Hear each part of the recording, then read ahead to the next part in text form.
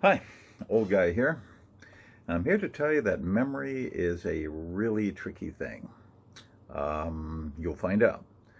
But it tends to golden hue the gilded, and it makes very serious mistakes. Like thinking all those grand names from the past of science fiction are still as grand as they were. And my evidence for this is this novel, Ben Bova's Venus. About 10 pages into this, I was ready to toss it across the room, with some astonishment because this was Ben Bova. Ben freaking Bova. One of those gods from my sci-fi obsessed youth. Up there with Heinlein and Asimov and Clarke and what the hell? This book was terrible. Poorly written, ridiculous plot, even more ridiculous stock characters, such as the wimpy, petulant, spoiled brat who becomes a man, the evil and cruel CEO of a murderous, ruthless space conglomerate, the not-so-love interest, and a pirate. Yep, a pirate. Exactly the kind of puerile nonsense I would have loved at the beginning of the space age, when silly, puerile books thrilled all of us geeks. Had to be a mistake. So I gave it an additional 50 pages and, man, throw it across the room already. But it's Bova.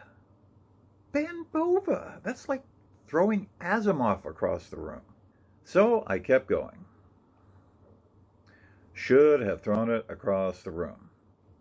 Van Humphreys is the wimpy, puffball, spoiled brat son of Martin Humphreys, the evil CEO who hates Van for inexplicable reasons that become explicable towards the end, but are so ridiculous it makes you laugh out loud. In any case, Van's brother, Daniel, who Martin loves in exactly the opposite intensity he hates Van, for reasons that will also become laugh-out-loud explicable later, dies on an expedition to Venus, and Martin offers $10 billion to anyone who can go down there and collect the remains. Yes, Martin is that rich. Inexplicably.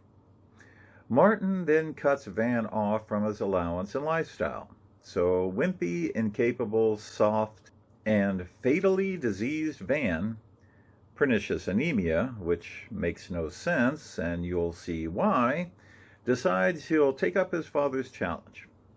Ridiculous enough for you? Well, hold my coffee. Every page or so, the book reminds you who is who, and why they're going to Venus, and why Venus is dangerous, and how much Martin hates Van, and Fuchs, the pirate, hates Martin, and everyone hates each other, except the inexplicably all-Asian crew, which can't speak English, but they do hate Fuchs, and later Van. For inexplicable reasons. I guess the only way to turn what should have been a 6 or 7 page story into a 300-plus novel is keep saying the same things over and over. And over. Only a 12-year-old in 1966 could appreciate this mess. Or someone whose memory is failing. Somehow, over the decades, I converted Bova into a master of the craft, when more accurately, he is a master of the edit, selecting stories for and cleaning up the pulps and the anthologies I loved back then. I've still got my original copies of the Science Fiction Hall of Fame. Now that's where I really know him from, not where I thought I knew him from. Which is why we should never convict someone on witness testimony. Old guy here. See you later.